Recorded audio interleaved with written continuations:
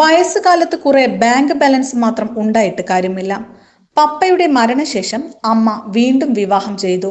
കേരളത്തിലെ ജനപ്രിയ അവതാരകരിൽ ഒരാളാണ് ജീവ ജോസഫ്.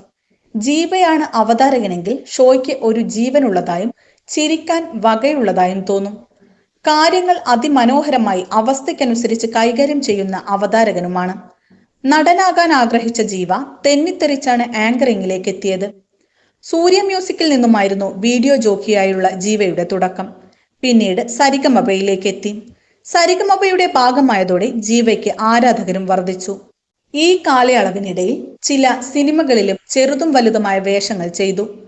അവതാരകൻ മാത്രമല്ല, സോഷ്യൽ മീഡിയയിൽ നിരവധി ആരാധകരുള്ള സെലിബ്രിറ്റി കപ്പിൾ കൂടിയാണ് ജീവയും ഭാര്യയും നടിയും അവതാരകയുമായ അപർണയും. എഞ്ചിനീയറിംഗ് ഉപേക്ഷിച്ച് ലൈംലൈറ്റിലേക്ക് എത്തിയ ജീവ ഇതുവരെയുള്ള തന്റെ ലൈഫിനെ കുറിച്ച് ഫ്ലവേഴ്സ് ചാനലിന് നൽകിയ ഏറ്റവും പുതിയ അഭിമുഖത്തിൽ പങ്കുവച്ചു. നമ്മളെ കൊണ്ട് എടുത്താൽ പൊങ്ങാത്ത സാധനം എത്രയും പെട്ടെന്ന് തറയിൽ വയ്ക്കണം. അതുകൊണ്ടാണ് എഞ്ചിനീയറിംഗ് ഉപേക്ഷിച്ചത്. വീട്ടുകാരുടെ ഇഷ്ടത്തിന് പഠിച്ചതാണ്. കാരണം ഞാൻ കൊടുത്ത ലിസ്റ്റിലുള്ളത് അവർക്ക് ഓക്കെ ആയിരുന്നില്ല. 3 വർഷം എഞ്ചിനീയറിംഗ് പഠിച്ചിരുന്നു. ഒരുപാട് പേപ്പർ കിട്ടിയിരുന്നില്ല. പക്ഷേ എഞ്ചിനീയറിംഗ് പഠനം ഉപേക്ഷിക്കുന്നുവെന്ന് പറഞ്ഞപ്പോൾ എന്റെ അവസ്ഥ പാരൻസ് മനസ്സിലാക്കി. സിനിമയായിരുന്നു എന്നും ലക്ഷ്യം. പക്ഷേ തെന്നിത്തെറിച്ച് ആങ്കറിംഗിൽ വന്നു. സൂര്യ മ്യൂസിക് എന്ന ചാനലിൽ ആങ്കറായാണ് എന്റെ തുടക്കം. പിന്നീട് അവിടെ നിന്നാണ് മറ്റ് ചാനലുകളിലേക്ക് വന്നതും. അതോടെ റെസ്പോൺസിബിലിറ്റി കൂടിയതായി തോന്നി. പിന്നെ ഞാനൊരു സോഷ്യൽ മീഡിയ ഇൻഫ്ലുവൻസർ അല്ല, കണ്ടന്റ് ക്രിയേറ്ററാണ്. ഞാൻ ബ്രാൻഡുകളുമായി ചേർന്ന് കൊളാബ് ചെയ്യുന്നത് വളരെ കുറവാണ്. പിന്നെ സ്റ്റഡീസുമായി ബന്ധപ്പെട്ടുള്ള കൊളാബ് വരുമ്പോൾ ഞാൻ ആലോചിക്കാറുണ്ട്, എഞ്ചിനീയറിംഗ് ഡ്രോപ്പ് ഔട്ടായ ഞാനാണോ ആളുകളെ പഠിക്കാൻ ഉപദേശിക്കേണ്ടതെന്ന് തോന്നാറുണ്ട്. എൻ്റെ ഫിനാൻഷ്യൽ മാനേജ്മെന്റ് പ്രശ്നമാണ്. എനിക്ക് നേരത്തെ സാധിക്കാതെ പോയ കാര്യങ്ങൾ ഇപ്പോൾ സമ്പാദിക്കുമ്പോൾ ഞാൻ ചെയ്യാറുണ്ട്. വയസ്സാം കാലത്ത് കുറെ ബാങ്ക് ബാലൻസ് മാത്രം ഉണ്ടായിട്ട് കാര്യമില്ലല്ലോ. തിരിഞ്ഞു നോക്കുമ്പോൾ ലൈഫ് എൻജോയ് ചെയ്തിട്ടുണ്ടെന്ന് തോന്നണ്ടേ? എന്നോട് ചോദിച്ചാൽ ലൈഫ് എൻജോയ് ചെയ്തിട്ടുണ്ടെന്ന് എനിക്ക് പറയാൻ പറ്റും. ഒറ്റ ലൈഫ് അല്ലേ ഉള്ളൂ. അപർണയോടും അങ്ങനെ തന്നെയാണ് പറയാറുള്ളത്.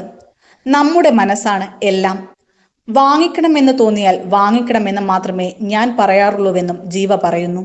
പിന്നീട് ഗസ്റ്റിന്റെ സ്വകാര്യതയിലേക്ക് കയറി ചെന്നുള്ള അവതാരകരുടെ ചോദ്യങ്ങളെക്കുറിച്ചാണ് ജീവ സംസാരിച്ചത്. നമ്മുടെ മുന്നിലിരിക്കുന്ന ഗസ്റ്റിനെ കംഫർട്ടാക്കിയ ശേഷം മനസ്സറിഞ്ഞ് സംസാരിച്ചാൽ നമ്മൾ ചോദിക്കാതെ തന്നെ ഡീപ്പായിട്ടുള്ള കോൺവെർസേഷൻ ഉണ്ടാകാറുണ്ട്. മനസ്സ് തുറന്ന് പേഴ്സണൽ കാര്യങ്ങൾ വരെ അപ്പോൾ ഗസ്റ്റ് പറയും.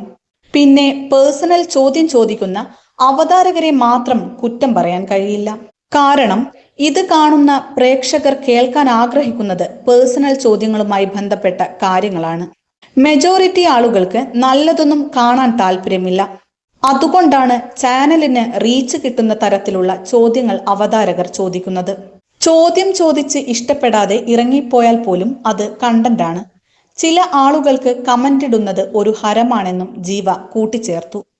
ആക്ടിങ് കിട്ടിയത് അമ്മ വഴിയാണ്. അതുപോലെ സുരേഷ് ഗോപിയുടെ മാഫിയയിൽ പപ്പയും അഭിനയിച്ചിട്ടുണ്ട്. ഞാൻ 9ാം ക്ലാസ്സിൽ പഠിക്കുമ്പോൾ പപ്പ മരിച്ചുപോയി. പപ്പയുമായിട്ടായിരുന്നു ഞാൻ കൂടുതൽ അറ്റാച്ച്ഡ്.